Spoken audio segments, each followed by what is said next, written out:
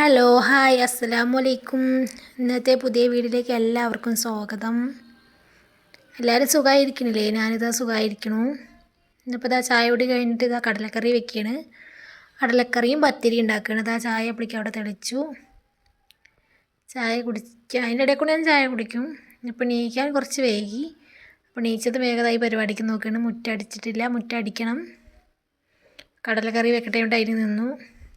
ഉള്ളിയൊക്കെ വാട്ടി വെഞ്ചി വെളുത്തുള്ളി പേസ്റ്റൊക്കെ ഇട്ട് നിങ്ങൾക്കറിയാമല്ലോ, ഞാൻ എപ്പോഴും വെക്കുന്നത് പറഞ്ഞിട്ടുണ്ടല്ലോ. അതന്നെ ഉരുളക്കിഴങ്ങൊക്കെ ഇട്ട് അത് കടല കുട്ടിയുടെ വേവിക്കാൻ വെക്കണം. അതിൽ കുക്കറിട്ട് അത് വിസിലടിച്ച് അങ്ങനെ അവിടെ വെന്ത് കിട്ടും. പിന്നെ അപ്പുറത്ത് തേങ്ങ വറുത്തരയ്ക്കും. അപ്പോഴേക്കും അത് പത്തിരിക്ക് വാട്ടുകയാണ്. പത്തിരിക്ക് വാട്ടിയിട്ട് നന്നായി വാട്ടിയെടുക്കണം. വെള്ളം തിളച്ച വെള്ളത്തിൽ മാവ് കൂട്ടി നന്നായി ഇളക്കിയെടുക്കുക. എന്നിട്ട് അതിൻ്റെ ചൂട് പോകുമ്പോഴേക്ക് നല്ല കുഴച്ചെടുക്കണം. അത് ചെയ്യണം. പിന്നെ ഇന്നിപ്പോൾ കാര്യമായിട്ട് പണിയുണ്ട്. കാരണം ഇന്നിപ്പോൾ ഓരോ ദിവസം ഓരോന്ന് ചെയ്യാനുണ്ട്. ഇന്നിപ്പോൾ സോഫയൊക്കെ മാറ്റി സോഫേൻ്റെ ഇടയിലൊക്കെ നല്ല കുട്ടികളല്ലേ, അവൾ നല്ല കണ്ടൊക്കെ കൊണ്ടുപോയിട്ടിട്ട് സോഫയിൽ നല്ല കംപ്ലീറ്റ് ഉറുമ്പായിക്കണമെന്നല്ലേ. അപ്പോൾ അതൊക്കെ ഒന്ന് മാറ്റി വൃത്തിയാക്കണം. അങ്ങനെ ചെയ്യണം. അപ്പോൾ ഈ പരിപാടിയൊക്കെ ആയിട്ട് നിൽക്കണം എന്നുണ്ട്. അപ്പോൾ അതൊക്കെ മാറ്റിയിട്ട് അവിടെയൊക്കെ തുടയ്ക്കണം. സോഫേൻ്റെ അടിയൊക്കെ നമ്മൾ എപ്പോഴും സോഫേൻ്റെ അടിയിൽ നിന്ന് ഡെയിലി തുടയ്ക്കാറില്ലല്ലോ. ബാക്കി എല്ലാ ഭാഗം ഡെയിലി തുടയ്ക്കും, ഇവിടെ തുടയ്ക്കില്ലല്ലോ. അങ്ങനെ പത്തിരിക്കുള്ളൊക്കെ അവിടെ പരത്തി റെഡിയാക്കിയിട്ട് തേങ്ങ വറക്കുകയാണ്. ചെറിയ ഉള്ളിയും വലിയ ജീരകവും ഇട്ട് നന്നായി മൂപ്പിച്ചിട്ട് തേങ്ങ കൊട്ടും. എൻ്റെ കയ്യിൽ കറിവേപ്പില ഇല്ല. കറിവേപ്പില കഴിഞ്ഞിട്ട് കുറച്ചായി കടയിലേക്ക് പോയപ്പോൾ മല്ലിയില മാത്രം ഇന്നലെയും കിട്ടിയുള്ളൂ, കറിവേപ്പില കിട്ടിയില്ല. അപ്പോൾ അതാ തേങ്ങ കൂട്ടി നന്നായിട്ട് അതിനെ നല്ല ഇതാക്കി എടുക്കുക, വറുത്തെടുക്കുക. അപ്പോൾ ഇതാ വറുക്കുകയാണ് ഞാൻ. തേങ്ങ കൂട്ടി നന്നായിട്ട് വറുത്തെടുക്കുക. നിങ്ങളൊക്കെ ഇങ്ങനെ കടലക്കറി വയ്ക്കുക ഒന്ന് കമൻറ്റ് ചെയ്യട്ടോ. ഞാനെന്നും ഇങ്ങനെ വെക്കാറ്, താളിച്ച് വെക്കും. പിന്നെ അതിന് കുറച്ച് കടല കണ്ട ഫുൾ കംപ്ലീറ്റ് വെള്ളം. ഇന്നിപ്പോൾ കുറച്ച് വെള്ളം വറ്റി, ചിലപ്പോൾ വെള്ളം ഉണ്ടാവും. പിന്നെ കുറച്ച് കടല അതിലേക്ക് തേങ്ങയിൽ കൂടി ഇട്ട് അരയ്ക്കുക. തേങ്ങയിൽ കൂടെ അരച്ച കറിക്ക് നല്ല കുറുക്കും കിട്ടും, നല്ല ടേസ്റ്റും ഉണ്ടാവും. അപ്പോൾ അത് ആയി. തേങ്ങ ഒഴിച്ച് ഞാൻ അപ്പോഴേക്കും കുറച്ച് മല്ലിയിലയും കൂടി ഇട്ടു. അപ്പോഴേക്കും പത്തിരിയൊക്കെ പരത്തി വെച്ച് ചുട്ടെടുക്കുകയാണ്. അപ്പോൾ ഇക്കാക്കൊന്ന് വർക്കുണ്ട്, ഒക്കെ പോകണം കൊണ്ട് നിൽക്കുന്നുണ്ട്. പിന്നെ വേഗം ആ പരിപാടിക്ക് നിന്നു. വേഗം ചുട്ടെടുക്കുകയാണ്. പിന്നെ എന്തൊക്കെ നിങ്ങളൊക്കെ വർത്താനൊക്കെ പറയട്ടോ, നിങ്ങളുടെയൊക്കെ വിശേഷം പറയൂ. പിന്നെ പത്തിരിയായി. പത്തിരിയും കടലക്കറിയും രാവിലെ വെച്ച ചായയിൽ കുറച്ച് ബാക്കിയുണ്ടായിരുന്നു. അല്ലെങ്കിൽ ഞാൻ നാഷ്ടയ്ക്ക് ഞാൻ കട്ടൻ ചായ വെക്കുകയും ചെയ്യാറ്. ഇന്നിപ്പോൾ ഉള്ളത് കൊണ്ട് പിന്നെ വെച്ചില്ല. പിന്നെ അത് കഴിഞ്ഞൊക്കെ കഴിച്ചൊക്കെയൊക്കെ പോയി. പിന്നെ അങ്ങനെ സോഫേൻ്റെ പരിപാടിയിലേക്ക് വന്നു. കുട്ടീനെ അംഗൻവാടി കൊണ്ടാക്കിയിട്ടോ. അത് കഴിഞ്ഞിട്ട് അംഗൻവാടിയിലും കൊണ്ടാക്കി വന്ന ശേഷം സോഫേനൊക്കെ കംപ്ലീറ്റ് മാറ്റി അവിടുത്തെ പൊടിയൊക്കെ തൊട്ടി എല്ലാം കൊട്ടി അടിച്ച് വൃത്തിയാക്കി. കർട്ടൻ ഇട്ടിട്ടില്ല. വീട് ഇരുന്നിട്ട് ഇപ്പോൾ 2 കൊല്ലമൊക്കെ ആയി. കർട്ടൻ പണിയും പിന്നെ സ്റ്റെയറിൻ്റെ പണിയും അങ്ങനെ ചെറിയ ചെറിയ പണികളൊക്കെ ഉണ്ട്. എല്ലാം കഴിഞ്ഞിരിക്കലൊന്നും നടക്കില്ലല്ലോ. അപ്പോൾ വീട് ഇരുന്നിട്ട് ഇപ്പോൾ 2 കൊല്ലം ആകാനായി. അങ്ങനെ സോഫയൊക്കെ മാറ്റി റെഡിയാക്കണ്.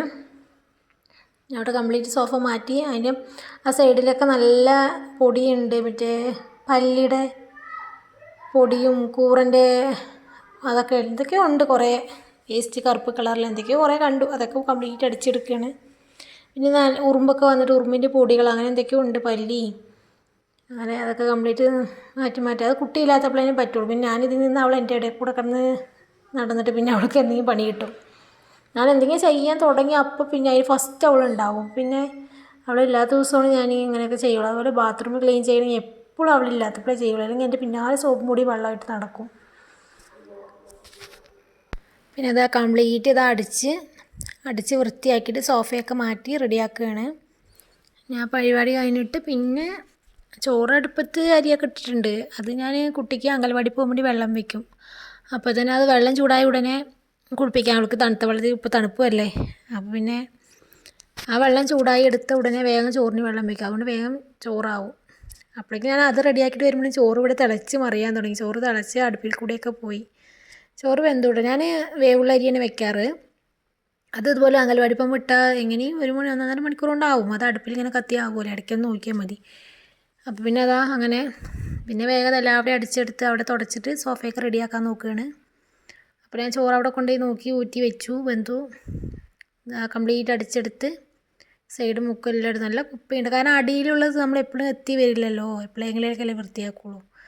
അപ്പോൾ അതാ കംപ്ലീറ്റ് അടിച്ചെടുത്തു. പിന്നെ അതാ വേഗം അവിടെയൊക്കെ തുടച്ച് സോഫ കംപ്ലീറ്റ് അവിടെ റെഡിയാക്കിയാണ്. പിന്നെ വേറെ ഭാഗമൊക്കെ തുടയ്ക്കുന്നുണ്ട്.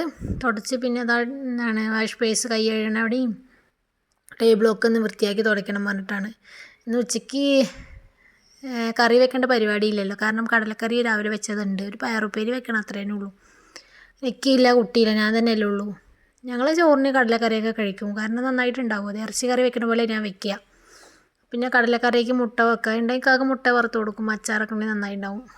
പിന്നെ അത് അങ്ങനെ വാഷ് ബേസൊക്കെ കഴുകാൻ വേണ്ടി വന്ന് വാഷ് ബേസൊക്കെ കഴുകി ഡൈനിങ് ടേബിളൊക്കെ തുടച്ച് വൃത്തിയാക്കി ഒക്കെ റെഡിയാക്കി. ഡൈനിങ് ടേബിൾ ഞങ്ങൾ ഇരിക്കാറില്ല, ഞങ്ങളും രണ്ടാളും കുട്ടിയാണ്, ഞങ്ങൾ മൂന്നാളും കൂടി സോഫയിൽ അങ്ങനെ ഇരുന്ന് TV ഒക്കെ കണ്ട് അങ്ങനെയാണ് ഫുഡ് കഴിക്കൽ എപ്പോഴും.